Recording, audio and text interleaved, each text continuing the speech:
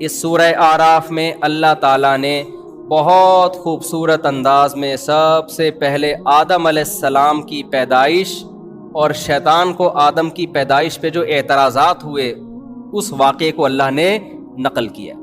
یہ واقعہ کسی ہسٹری میں تاریخ میں نہیں مل سکتا آپ کو. بہت سے لبرل لوگ کہتے ہیں بھائی ہسٹری میں تو ایسا کوئی واقعہ نہیں ہے. او بھائی ہسٹری اس کے بعد وجود میں آئی ہے. آدم کیسے پیدا ہوئے, ان کے ساتھ کیا کیا واقعات ہوئے, اس وقت کوئی ہسٹری لکھنے والا اسکالر موجود نہیں تھا. یہ تو وہ باتیں ہیں. اچھا کمال کی بات یہ کہ آپ ہسٹری میں جتنا قدیم جائیں گے نا, سارے آدم پہ متفق ہیں کہ انسانیت کی ابتدا کس سے ہوئی ہے؟ آدم علیہ السلام سے. اس سے پتہ چلتا ہے یہ چیز بھی انسانوں میں تواتر کے ساتھ آئی ہے کہ ہم کس کی اولاد ہیں؟ آدم کی اولاد ہیں. یہ پھیل چکی تھی یہ بات. تو اللہ نے بتایا کہ انسانوں کی ابتدا میں نے کیسے کی ہے. سورہ اعراف میں اللہ نے اس کا تذکرہ نقل کیا. فرمایا کہ اس وقت کو یاد کرو جب ہم نے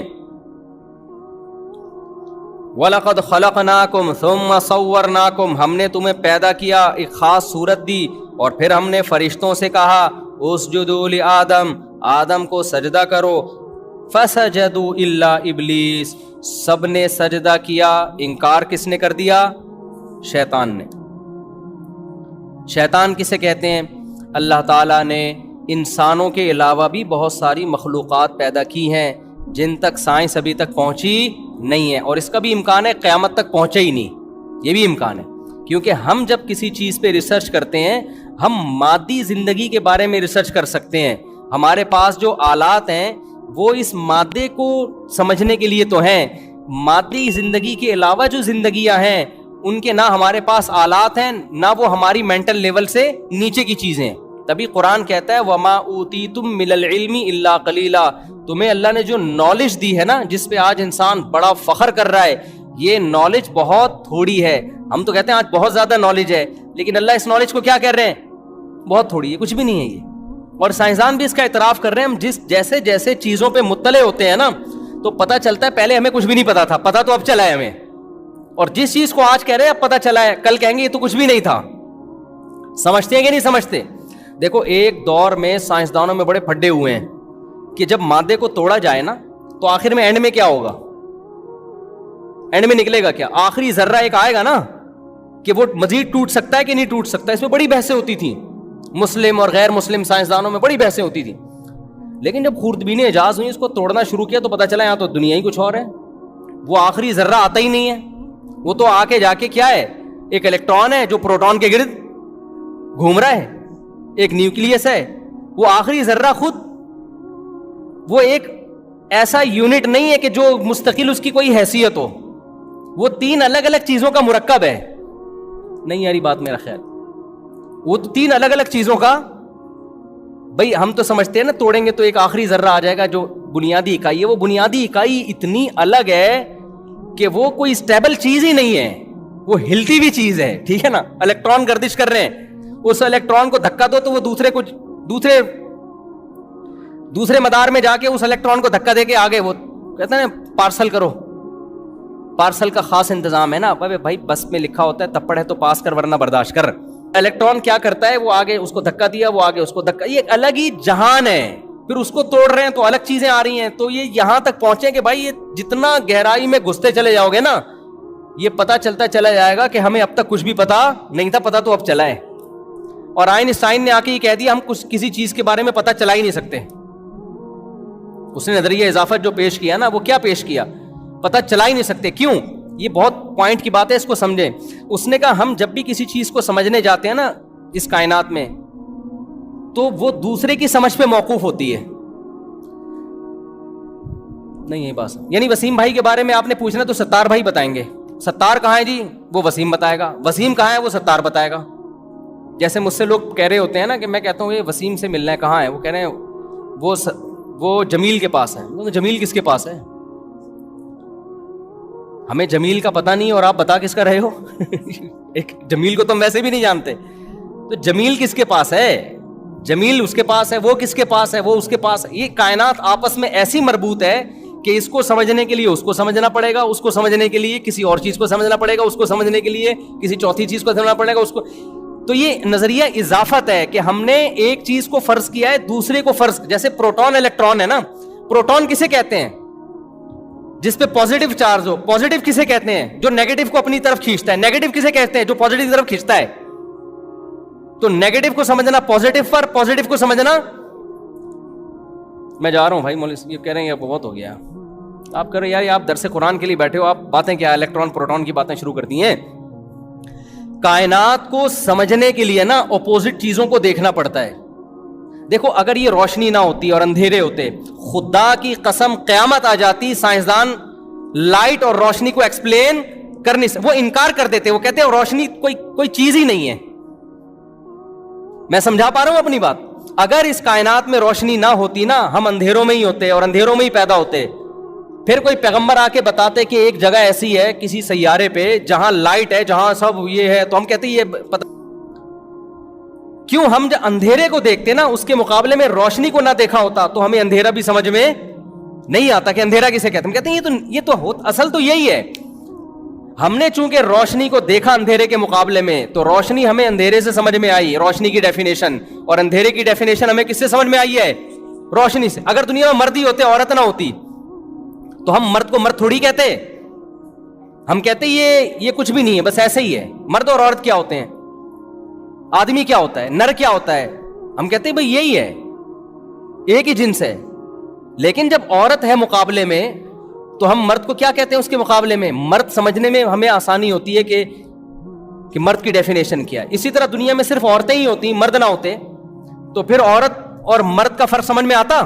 کوئی سائنسدان, کوئی پیغمبر آ کے بتاتے کہ قیامت میں عورتوں کو بتاتے کہ تم قیامت میں جاؤ گی, جنت میں جب جاؤ گی تو وہاں مرد بھی ہوں گے, تو سائنسدان کیا کہتے ہیں؟ بھائی مرد کوئی مخلوق ہے ہی نہیں. جو عورتوں میں سائنسدانیں ہوتی ہیں, سائنسدانیں, وہ کیا کہتی ہیں کہ مرد کوئی مخلوق ہوتی نہیں ہے. وجہ کیا ہے کہ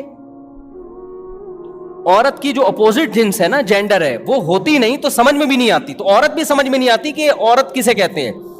تو یہ ساری جو کائنات ہے نا, جو آئنسٹائن کا نظریہ اضافت ہے, اس کو میں دیسی اسٹائل میں بیان کر رہا ہوں. کوئی ایسا نہ ہو سائنسدان لے کے بیٹھ جائے کہ یہ کیا کیسے الفاظ استعمال, ہمارا اپنا اسٹائل ہے بھائی. تو ایک چیز کو سمجھنے کے لیے آپ کو اس کائنات میں دوسری چیز کو سمجھنا بولو پڑے گا, اور اس کو سمجھنے کے لیے اس کو. تو اس کا مطلب حقیقت میں کوئی بھی چیز سمجھ میں نہیں آ سکتی پورے طور پہ. ہم تو ایک چیز کو دوسری سے سمجھنے ہیں, اور دوسری کو بہادری ہم اسے کہتے ہیں جو بزدل نہ ہو. بزدل کسے کہتے ہیں؟ جو بہادر نہ ہو. تو نہ بہادر سمجھ میں آیا, نہ دیکھو نہ بہادر سمجھ میں آیا ہمیں, نہ بزدل سمجھ. بہادر ہم فرض کر رہے ہیں کہ جو یہ والا نہ ہو. اچھا یہ والا کیا نہ ہو؟ جو وہ والا نہ ہو. یہ تو وہی آمنے سامنے والا ہو گیا کہ نہیں ہو گیا؟ تیرا گھر کدھر ہے؟ اس کے گھر کے سامنے. اس کا گھر کدھر ہے؟ میرے گھر کے سامنے. ابے دونوں کا کدھر ہے؟ آمنے سامنے. تو نہ یہ سمجھ میں آئے گا نا. تو میں آپ کو بتا رہا ہوں کہ جو سائنس نے اتنی ترقی کی ہے, ہم بھی مانتے ہیں بہت زیادہ ترقی کی ہے, لیکن جتنا علم اس کائنات میں ہے, جو اللہ کے پاس ہے, جس پر یہ کائنات چل رہی ہے, اور بہت ساری مخلوقات ہیں, تو اس کے مقابلے میں اللہ نے قرآن میں کہہ دیا کہ تمہارا علم کیا ہے؟ تھوڑا نہیں ہے, بہت تھوڑا ہے. تو اس لیے سائنس کی بیس پہ جنات کا, شیطان کا, جنت جہنم کا انکار کرنا, یہ انسان کے باولے ہونے کی دلیل ہے. اگر یہ دلائل کسی اور دلائل سے یہ چیزیں ثابت ہو جاتی ہیں تو ماننا پڑے گا. تو آسمانی کتاب کیا کہتی ہے؟ اللہ تعالیٰ کہتے ہیں کہ ہم نے جب آدم کو پیدا کیا تو آدم کے علاوہ تو کوئی مخلوق تھی نہیں انسانوں میں. پہلا انسان کون دنیا میں آیا؟ آدم. تو آدم پہ تو کوئی اعتراض کر نہیں سکتا تھا, کیونکہ وہ تو کوئی اور مادی مخلوق, جانور تھے نا, تو جانوروں کو تو اللہ نے عقل ہی نہیں دی ہے کہ وہ اعتراض کریں. اعتراض ایک الگ مخلوق کو ہوا جو مادی مخلوق نہیں. وہ کیا ہے؟ وہ جنات ہیں, جن کو اللہ نے آگ سے بنایا. آگ انرجی ہے نا, تو انرجی سے بنایا اللہ تعالیٰ نے ان کو. تو اب اس کو اعتراض ہوا تھا, اور ان کا جو سردار تھا وہ کون تھا؟ ابلیس, جس کا نام کیا تھا؟ ابلیس. شیطان لقب ہے, حرکتوں کی وجہ سے بعض دفعہ لقب ملتے ہیں نا. دیکھو علامہ اقبال کا نام تو اقبال تھا نا, لقب کیا تھا؟ حکیم الامہ. حکیم الامہ لقب ملا نا ان کو. شاعر مشرق بھی لقب, اعمال کی وجہ سے ملا نا یہ لقب.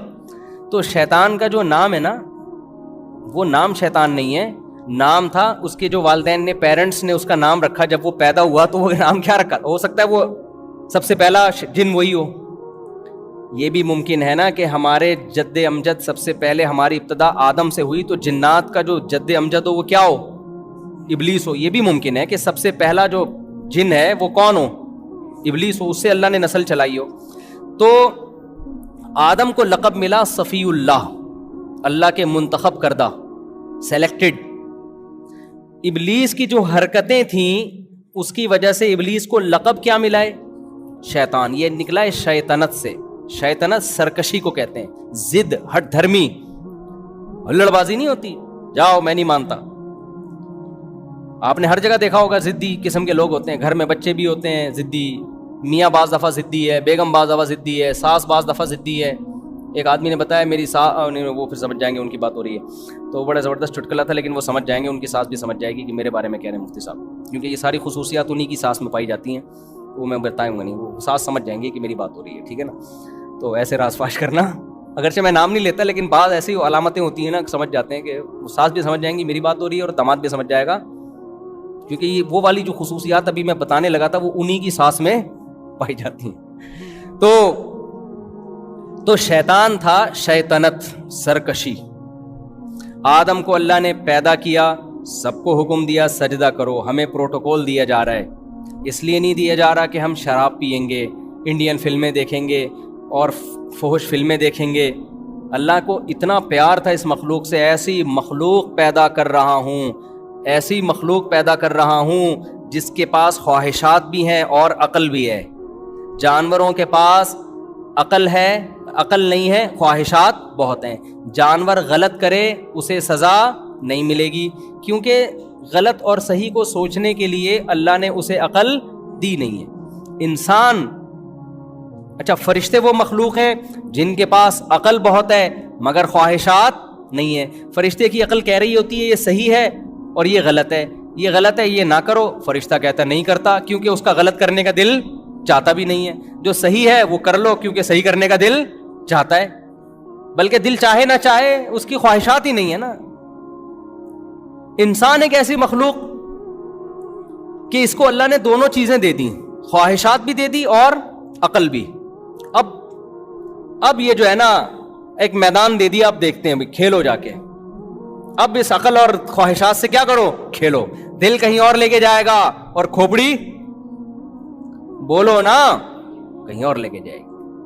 دل کہے گا سٹا لگا لو بھائی, وہ بھی تو پی رہا ہے, اور دیکھو ٹینشن بھی نہیں ہے, چرس پی کے بیٹھا ہوا ہے, شراب پی کے کیسا مست گھوم رہا ہے اور مجھے اتنا غم. لیکن عقل کیا کہے گی؟ عقل کہے گی جس خدا کو مانتے ہو اس نے شراب کو حرام کیا. اچھا بعض چیزوں میں عقل خود گائیڈ کرتی ہے, بعض چیزوں میں عقل کو بے لگام چھوڑ دیا جائے نا تو وہ غلط لے جاتی ہے, اس میں پھر مذہب کی ضرورت ہوتی ہے. ابھی یہ میرا ٹاپک نہیں ہے, اس کو میں نہیں لے کے چلتا.